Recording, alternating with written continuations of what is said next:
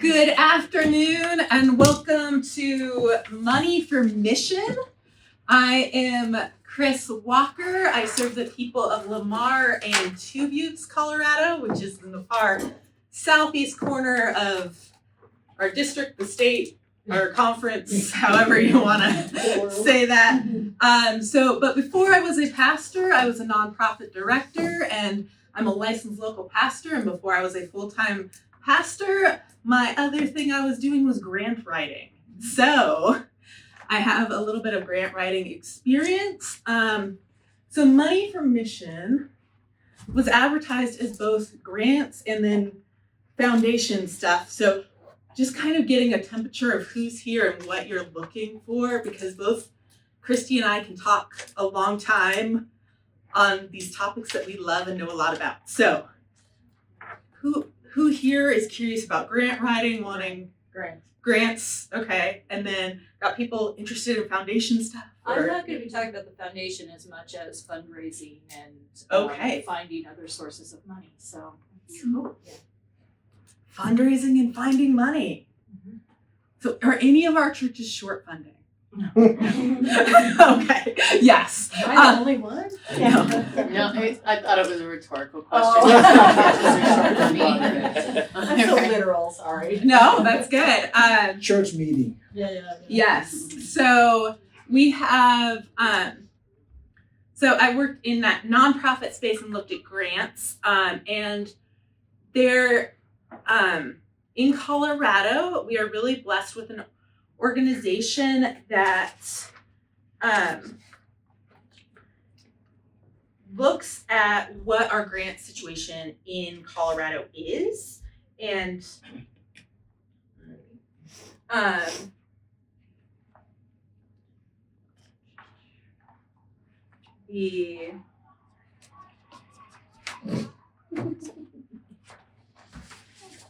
okay, so CRC America is a group in Colorado that has information, as well as for those of you in rural areas, they also host Rural Philanthropy Days, which is a space where funders and those needing funds get together literally around tables and discuss needs, and funders are able to say, yes, we'd love to fund you, here's our schedule, send your packets to us, or to say, hey, you are not in our wheelhouse, but we recommend our partner funder over here or another foundation.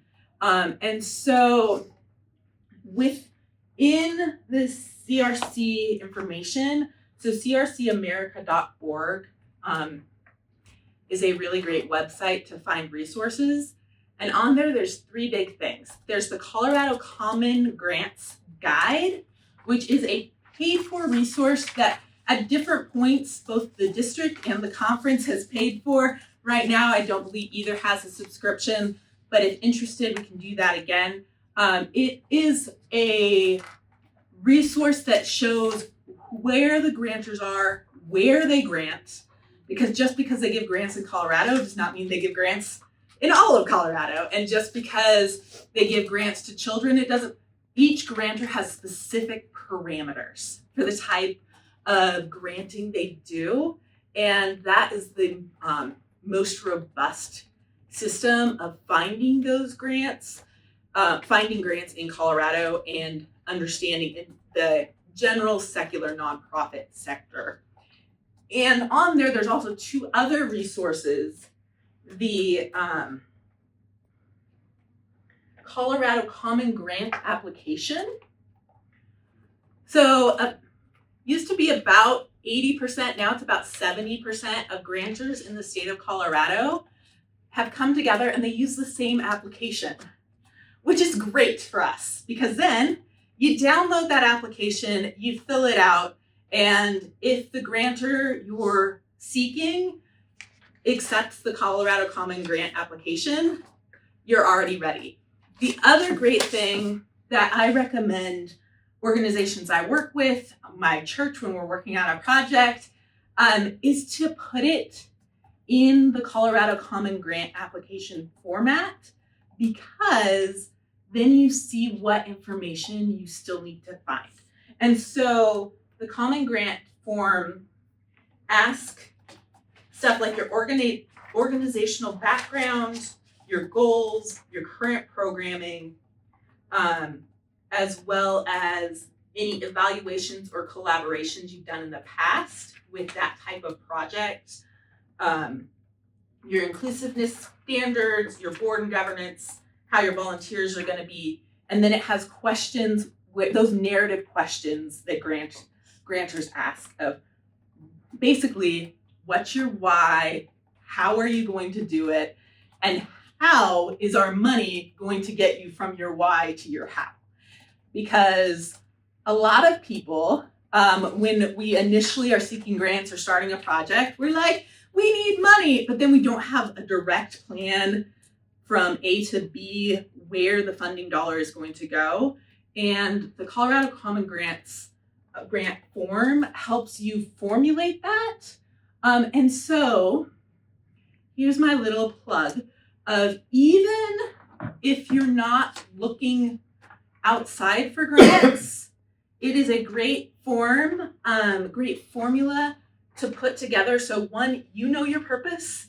Your church board knows your purpose on what this new project, what expansion you're doing, what you're needing money for. You recognize together what your common purpose is.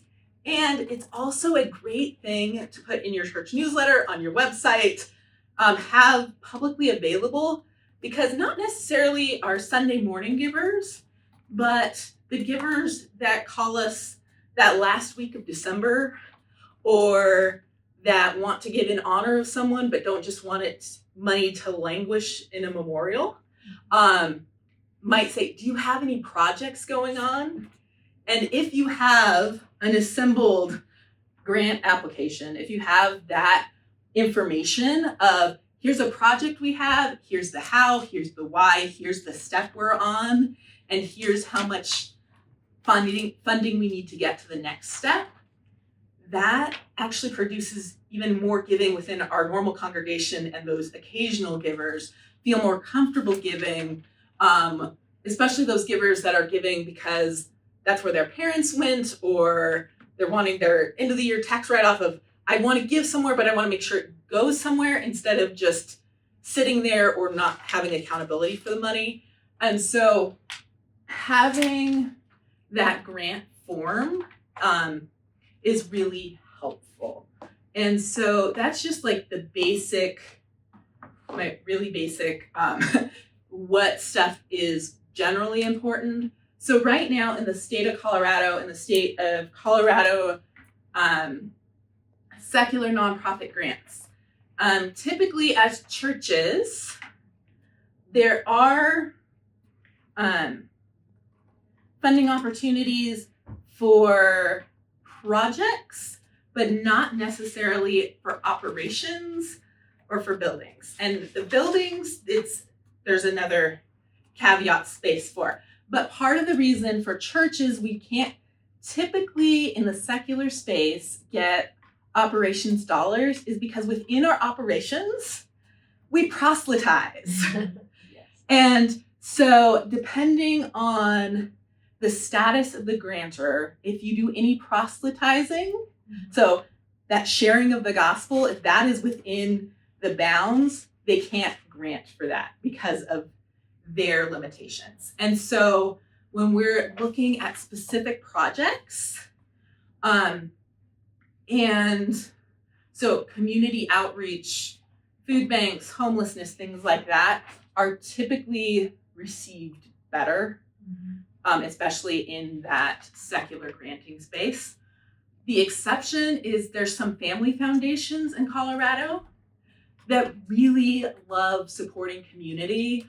And if you are doing like even a vacation Bible school, they may ask that you have matching funds locally, and that your matching funds are the funds that cover the proselytizing part of that mission. And so when you're reporting back, you have to be very clear of the money that was used for the witness gospel part of this was funded locally, was funded by this specific other funder, and you have to have that separated out.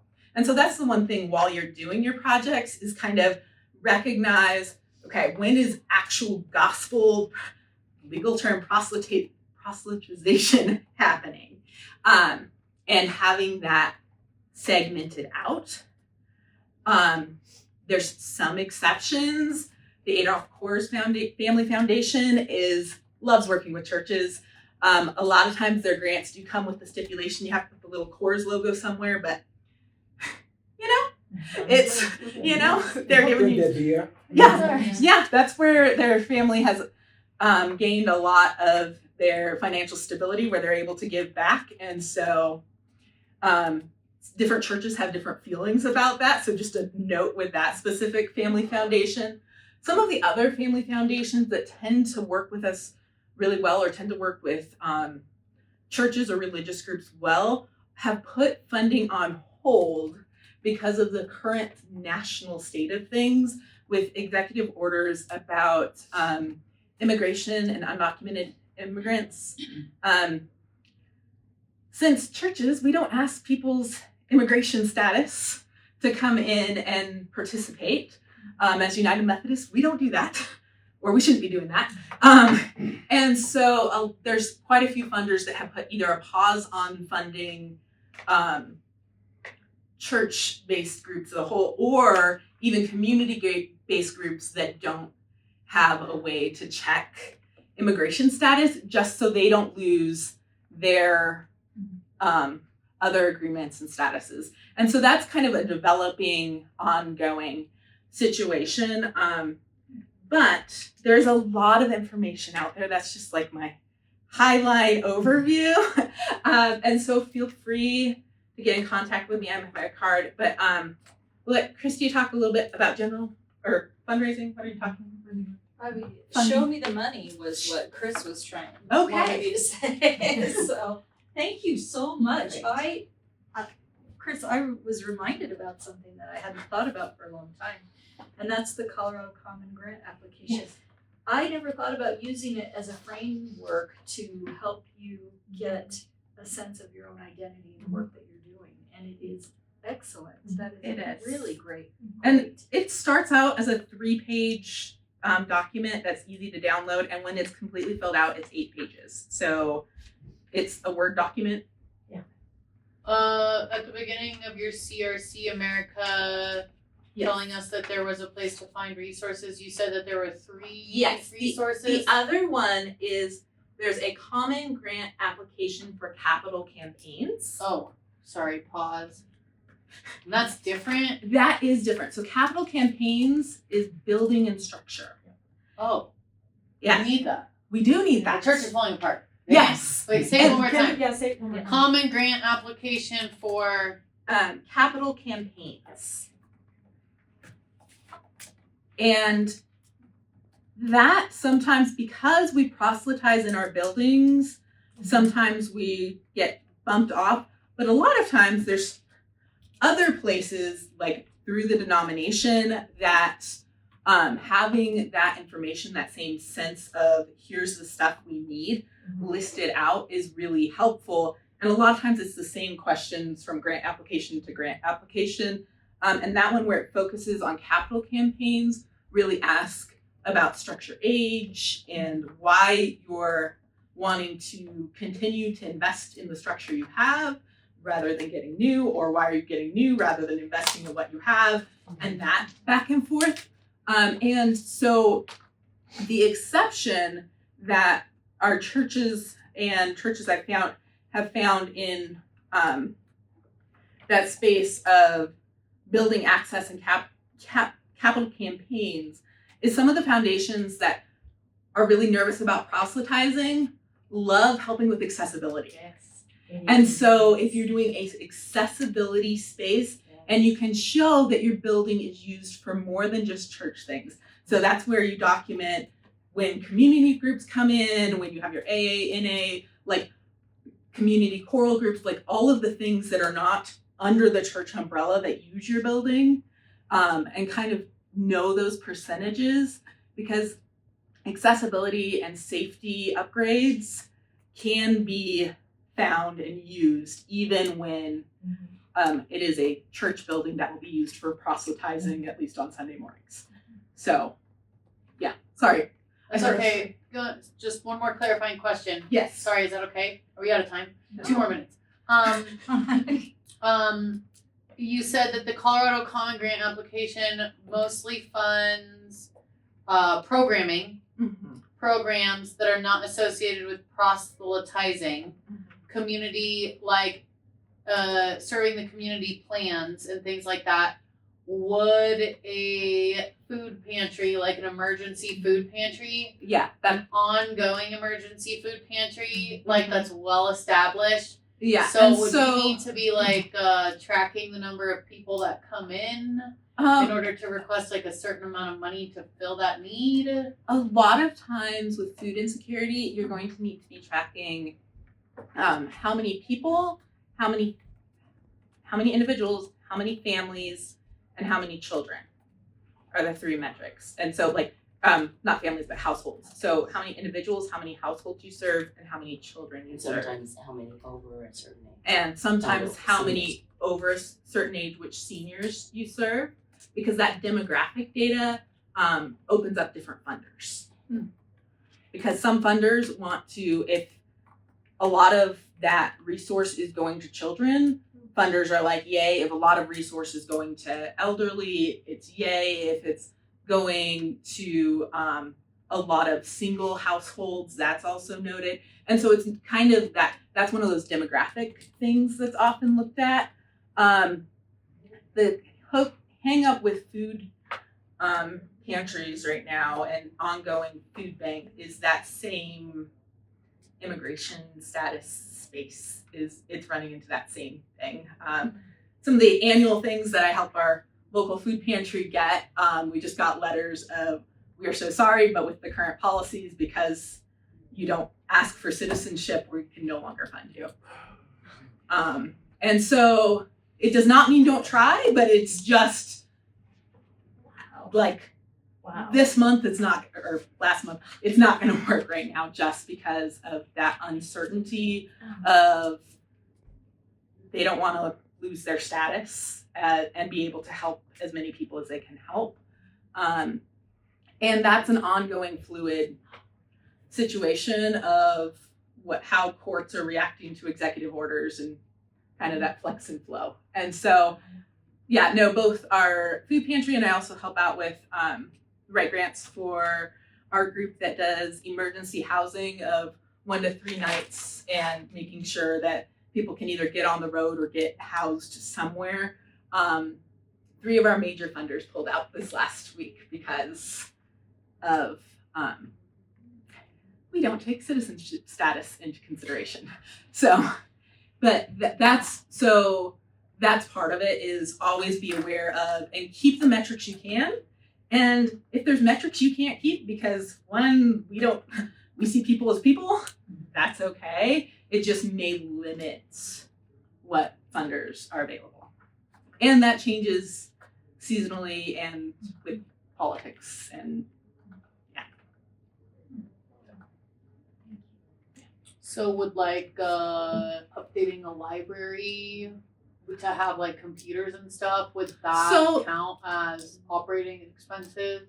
It could, but it could also be a project depending on, and that's where a resource like the Colorado Common Grants Guide is really helpful because it shows what a funder typically funds towards, as well as what region they're focusing on right now, and if that funder has specific goals. So some have like literacy goals. And so as you're updating a library, you might look for a funder that has literacy goals, as well as funders that do capital improvements, as well as funders who work on accessibility. So that's think broadly when looking at search terms. And you can do it, like you can just Google this stuff as well.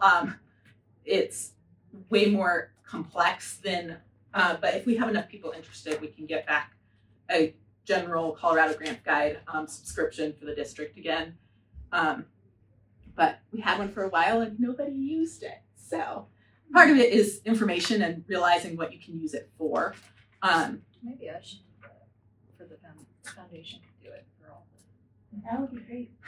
I was gonna say, I don't know if there's equivalent in the other states of our conference, but I know in Colorado there's, There are organizations, so. yeah. So, well, we'll let Kristi tell us Thank you. where to get the money. Thank you, Chris. I didn't know until today that Chris was a former grant writer, which is a precious jewel in our midst. So thank you. My name is Kristi Kinnison. I'm the executive director of your United Methodist Foundation. We're called the Methodists Helping Methodists Foundation. I recognize some of you. I don't recognize all of you. Some of you may have received a grant from the United Methodist Foundation.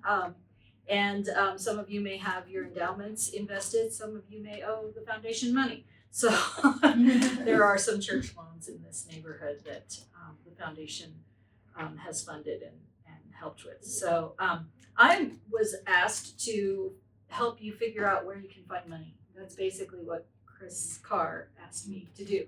So I wrote at the top of my paper, "Show me the money." Do you guys remember that movie? Is it Jerry Maguire? Jerry Maguire. Yeah. So that's what I wrote. So I kind of organized this in 3 subjects. How long do I have? Okay. I'm going to tell you about the what money, and how you can get it, and then I'm going to end on the why. And the why is a case statement. It's why you need a grant. It's why you have church in the first place. So those are the 3 subjects I'm going to cover, and I'm going to do it really fast to tell you everything I know about church fundraising in the next 25 minutes. So, but first of all, I want to let you know my perspective and where I come from, where my heart is. I believe in abundance. I believe we have enough. I just understand, though, that sometimes the resources aren't exactly where they need to go. So I think we have a distribution problem, maybe, but I do believe we have enough. And so I come from that point of view. I also come from the point of view that money is a tool. And if you look at a piece of paper, it doesn't really have any value. We place value on that. It is an important tool, and we do need to have those tools in order to function as churches. We need to turn on these lights. We need to pay for that cell phone that's recording us. And we have to do that with money. So I believe that money is a tool. I believe there's enough. I believe there's no good mission that goes unfunded, and I believe that God has entrusted us with many gifts, not just money, and it's our job to help make sure that those gifts are stewarded and used in the way that God intends us to do and has called us to do. So that's my point of view as I'm talking about all this. And so, having said that, let me first of all talk about the kind of where are we getting this money to run our churches? And this is the first one, obviously. You've probably heard this for most of your life. Will the ushers please come forward with your tithes and offerings? Gifts, flat out cash gifts, writing a check, writing, nowadays using plastic, but putting money in the offering plate and making a commitment to give either 1/10 of our income, maybe more. I have gotten away from talking about tithes because of retired people try to limit their income. So really we need to be talking about transformational giving and would you consider investing in your church, and stop so much talking about tithes. That's for people who have a regular job and a source of income, but as soon as you retire, you're trying to limit your income so you don't pay as many taxes and you use just barely what you need and call that income. It becomes kind of fuzzy what a tithe is. So I'm starting to get away from that language. Also, you have special giving campaigns. Let's say you're trying to send the youth on a mission trip, for example, and you do a special campaign to help raise the money for that. Pledges. There are some churches that collect pledges. Usually it's about maybe 50%, maybe 2/3 of their members will actually pledge, and then the rest of the gifts will come in pretty predictably and reliably. But we've got pledges, and then we've got offerings that come in that are not necessarily pledged. It drives the finance people nuts when you budget on things that you're not 100% sure you're going to get. But we say, wait a minute, for the last 10 years, we've gotten this, and we know these people, they just don't want to turn in a pledge card. So there's that. There's also grants, which Chris talked about, religious denominational grants, faith-based foundations, also secular foundations, and some community grants. Chris already covered that. Investments. If your church has an endowment, you should be using $5,000 a year for every $100,000 in endowments. And if you're not, you need to call me and I'll help you figure out how to do that. Hey, could you say that again? $5,000 a year for every $100,000.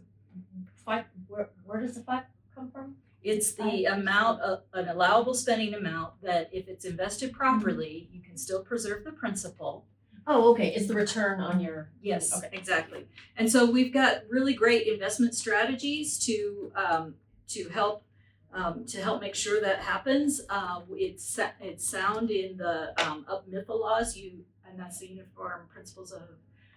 Uniform Prudent Management of Investment Act. That's the law that governs grants and institutional investments, and so that are charitable. So that's another source of income. And like I said, if you've got investments and you're just letting them sit there for a rainy day, if they're sitting in cash or if they're sitting in a I don't know, like a CD or something like that, you need to give me a call and I want to help you get that rolling. Let me tell you something.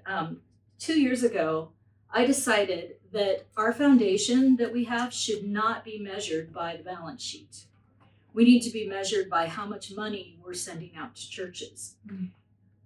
In 2023, we sent out about $5 million. In 2024, we doubled that after I made that goal. We sent out more than $10 million I to didn't churches. see any of that coming to my church. It's not just our money that belongs to the foundation. Most of what we have belongs to churches. And so if a church has an endowment, I'm going to be calling you and saying, hey, how come you haven't made a withdrawal from this for the last 5 years? This is not okay. You need to get this money moving. And so that's endowments. I can go on and on about that. Rental income. You have opportunities to rent rooms in your churches, unless they're fully used 24/7, I don't know. Or parsonages. There are a lot of parsonages that are not being used that you could rent out.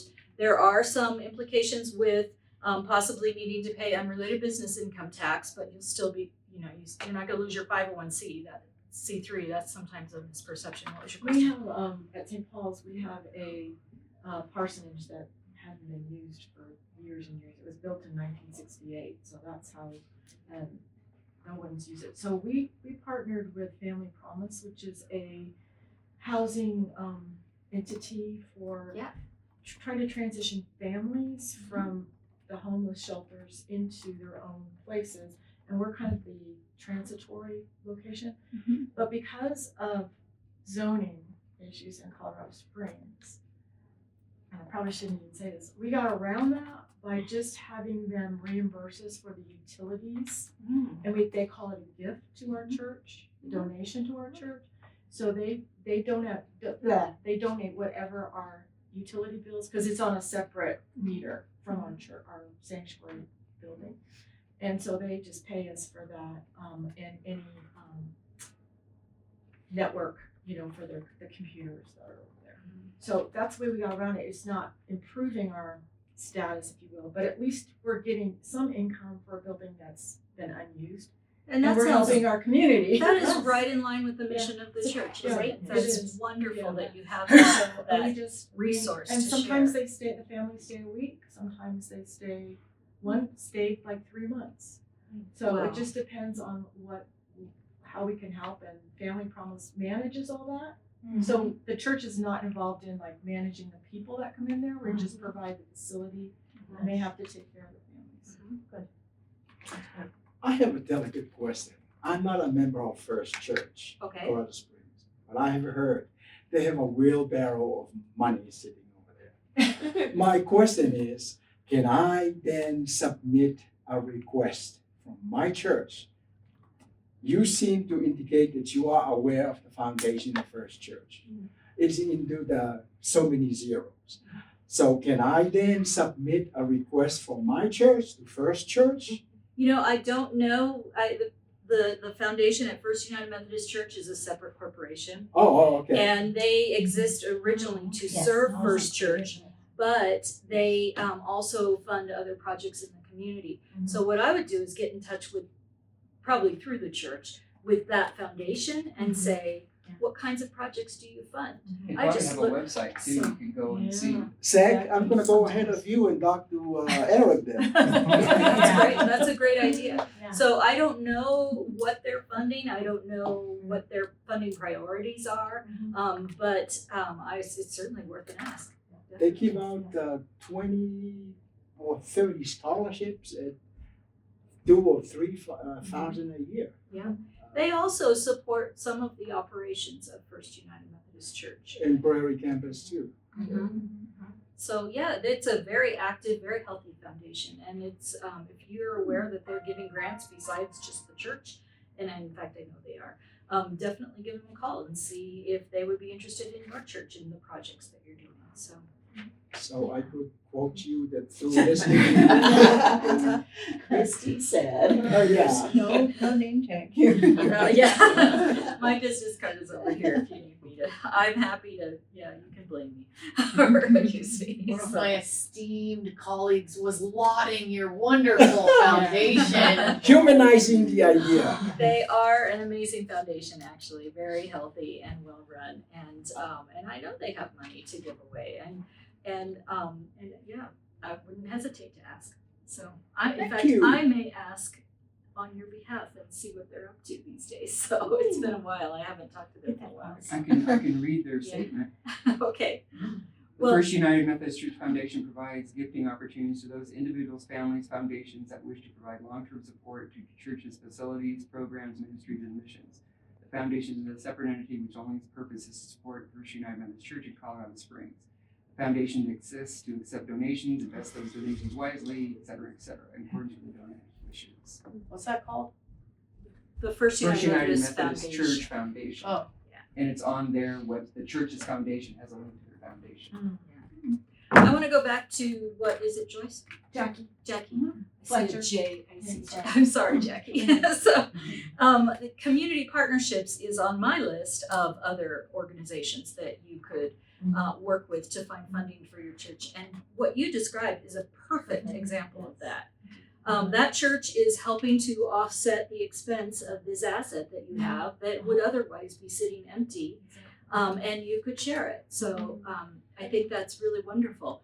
There are some times when there's a capital campaign for a church, and the church has many community groups that are working and using their church building.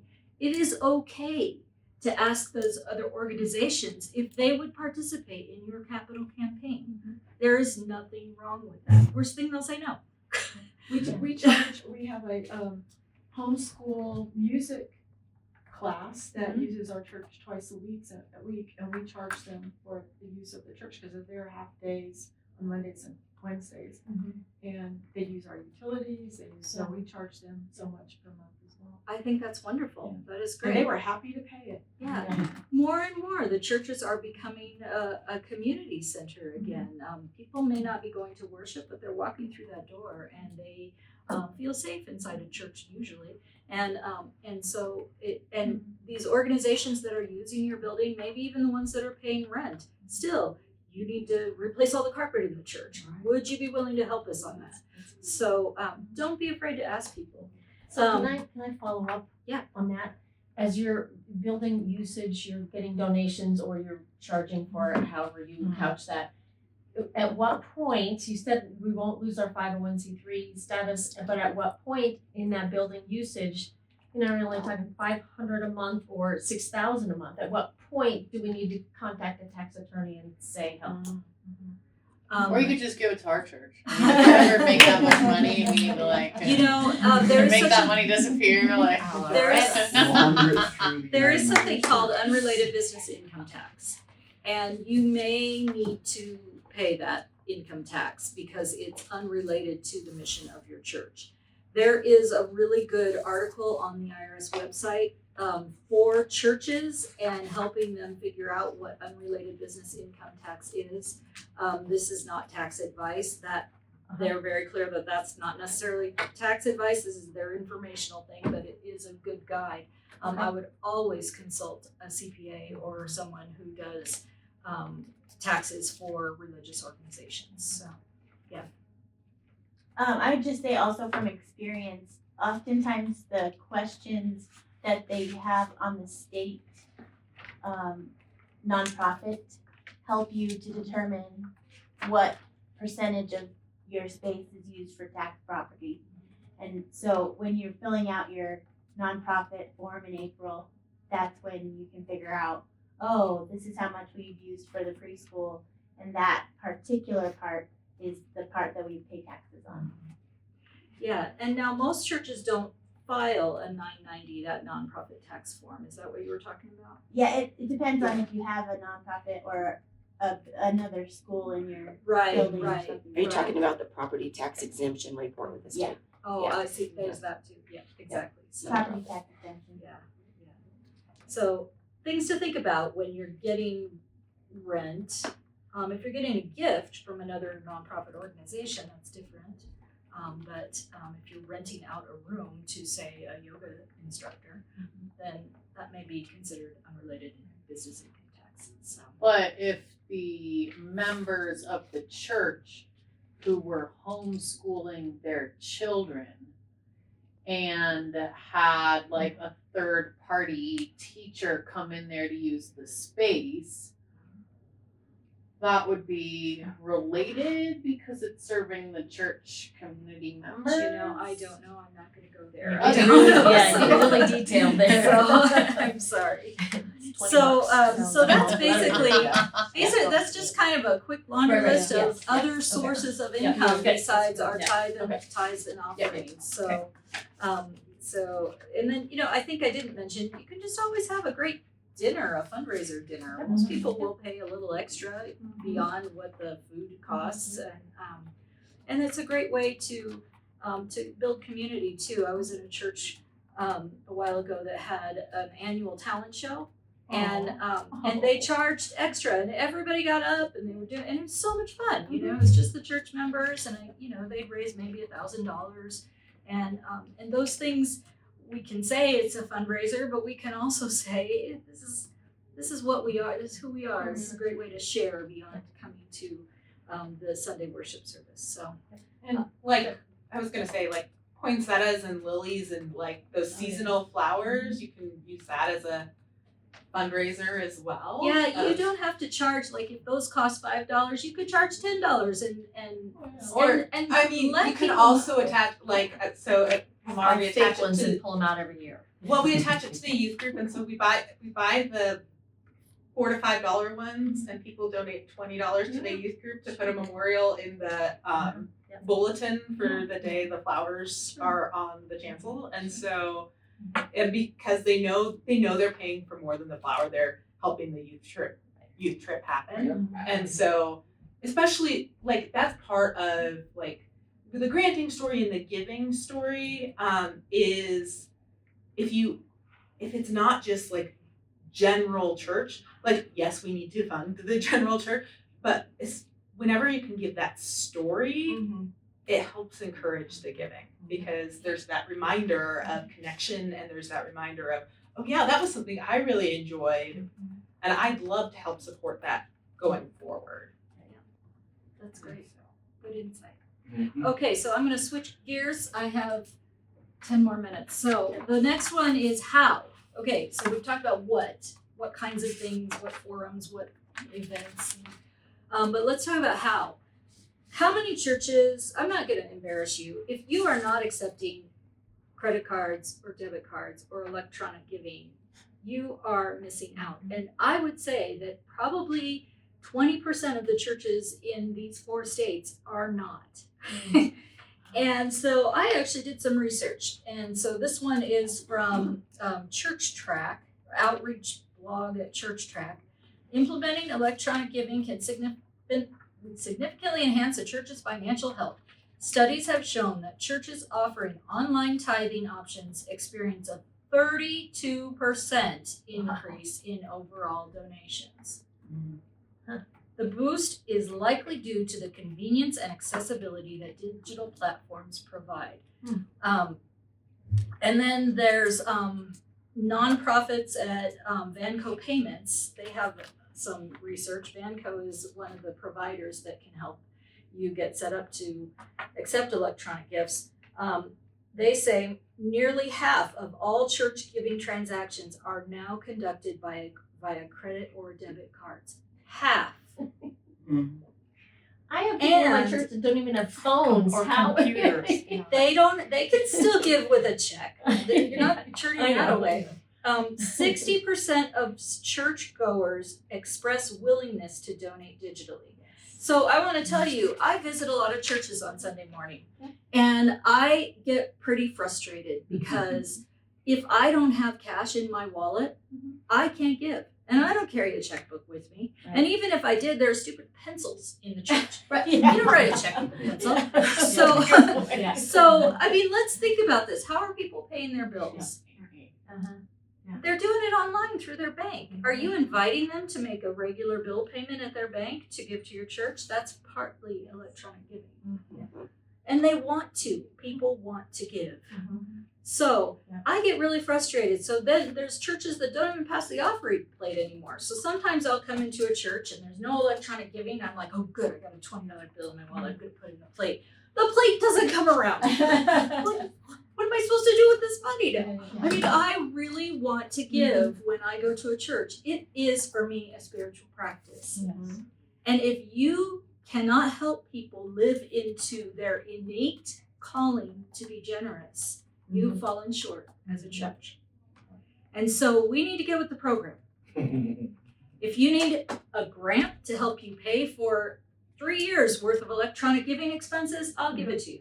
Yeah. If you can't convince somebody Yeah. at your church to do it, if they think it's too expensive. So, so that's my little soapbox. Then there are some planned giving.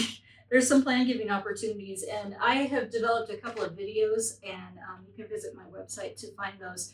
One of them is about the IRA charitable rollover technique. If you are having to take required minimum distributions from your IRA to fund your life, to live on, and some of those distributions are going to gifts for your church, you can roll that directly to your church, not have to claim it as income, which means you don't have to pay tax on it, but it still counts as your RMD. So there's a little video. It's about 1.5 minutes, explains how it works. And so that's, if you have church members that are over the age of 70 and 1/2 years old, and they happen to have a traditional IRA, you need to make sure that they know about this giving technique that will help them save taxes. And then the idea is that they won't have to withhold the taxes and they'll give the full gift to the church. So then there's also stock donations. A lot of people own appreciated stocks, even in this market. So if you give a stock directly to an organization instead of selling the stock, you don't have to pay capital gains on it, and you can deduct the full value of the stock on the day you gave it. So it's like a double bonus. The foundation is set up to accept these stock donations. We have a special brokerage. We have, if you go to our page and click donate, there's a place that says donate securities. We will transfer those to wherever the donor wants it to go. If they want it to go to your church, they just need to tell me.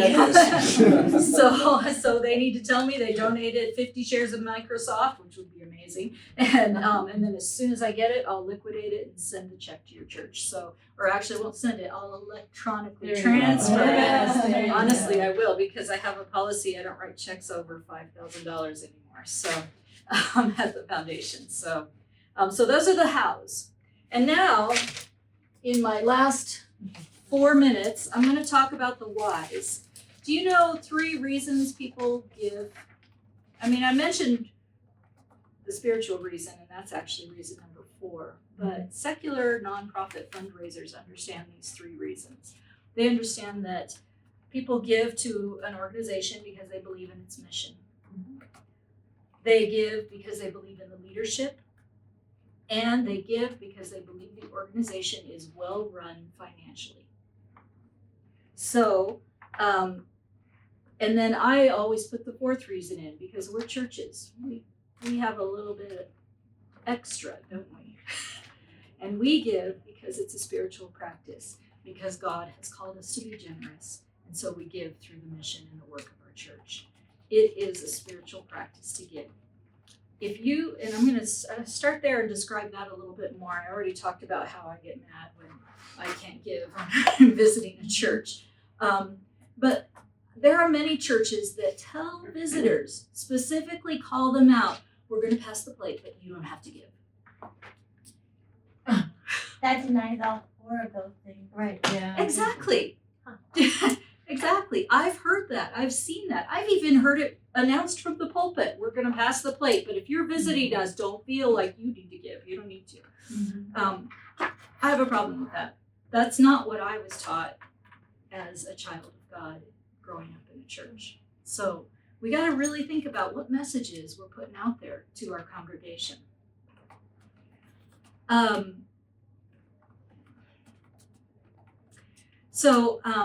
Understanding that the organization is financially sound. It used to be fairly common practice that churches would print their bulletins and they'd say, this is how much we've gotten this year. This is how much we are supposed to get, our budget, and we're short. So come on, people, get with the program. They publish the shortfall in their budget, and it's in red, you know.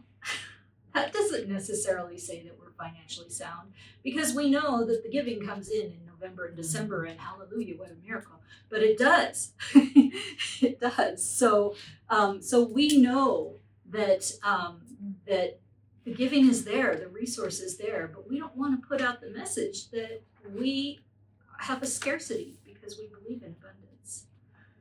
And if we don't have enough to pay our bills, then maybe we need to make some adjustments with our ministry. But that's not necessarily the kind of message that we have a shortfall and we're about to go bankrupt unless you guys get with the program and pay your pledges as you promised you would. So, and I feel like I'm being a little bit confrontational, maybe. I may be sounding a little sarcastic, but I'm kind of passionate about this. But and I don't mean to. I really, really do believe that that these are some things that churches really need to watch out for. The other thing is that your church needs to have an audit, and I know audits are expensive. There was just recently a webinar on the General Board of Discipleship. And I'm sure you could go to their website and watch a recording of it, or you could contact Ken Sloan. He talked about how you can do an internal audit of your financials every year, and it doesn't have to cost you hardly anything. So if you're not doing an audit, you are not showing good stewardship, and you're certainly not putting out a message that your church is well managed financially. So you need to be doing that every year. So that's the one reason. The other is believe in the leadership. When we think about church leadership, we immediately think about pastors, and that's great. But let's think about all the elected leaders on the board. If you have to fill out a 990 for a regular nonprofit organization, there's a question on that 990. And it says, do 100% of your board members give financially to this organization? Mm-hmm. Those 990s get filed publicly. And when somebody tries to decide if they're going to give to an organization, they can review those. And if that box isn't checked, why should I give to that organization? If the board doesn't believe in this organization, the board that knows more than this organization about than anybody else, if they're not, 100% of them aren't giving, then why should I? And so your leaders who are standing up, managing the money, leading the church council, helping determine programming, if they're not invested financially in a way that is meaningful to them or in the way that they are able, then they shouldn't be leaders. You need to make sure that all of your leaders are giving financially in some way or another. It's part of our membership vows too, as you know this. So that brings me to the next, the leadership, believing in the leadership. Who's the head of the nominating committee at your church? It's the pastor. how's the pastor gonna nominate people if they don't know if they're giving?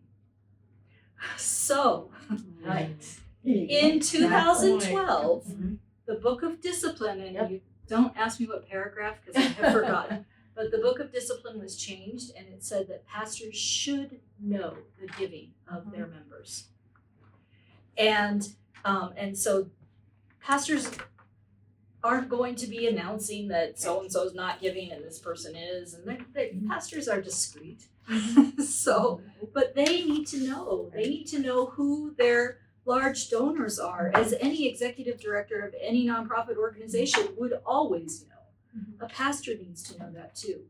And so if a pastor is in charge of the nominating committee, the pastor needs to know that the people he's suggesting be in leadership positions are fully living into their membership vows. So, leadership. And then the last thing is believing in the mission. And I know, I just want to say a couple of things. First of all, that I love what Chris suggested with the Colorado Common Grant application. That is a really great way to clearly understand what your church is trying to do. One of the things, though, we were talking a little bit about how public resources have pulled back. And I'm not making a political statement by saying this. Over the years, sometimes public assistance goes up and sometimes it goes down. Do you know when it goes down, churches get better and stronger? And so this is our opportunity to say, oh my gosh, the food banks aren't getting funding. Yes. We've got church members that would love to try, and we've got a neighborhood full of people. We've got protests out there right now today of probably millions of people who really want to still help those who are marginalized that are losing the funding that the federal government is pulling back on right now. This is our church as an institution that is grounded, that is faith-filled, that prioritizes the marginalized people in our community. This is what we're about. And so I hope that you will be able to go to your neighbors, not your church neighbors, but your actual neighbors, and say, oh my gosh, you would not believe what my church is doing. I'd like to invite you to participate. And if you can't do that, then you need to go to your church leaders and say, let's work on this mission so that I can get a stronger sense of it, so that I can invite the rest of the community around me to participate in what we're trying to do. So focusing on the mission, that is the number one reason that people will give to your church, because they believe in what you're doing.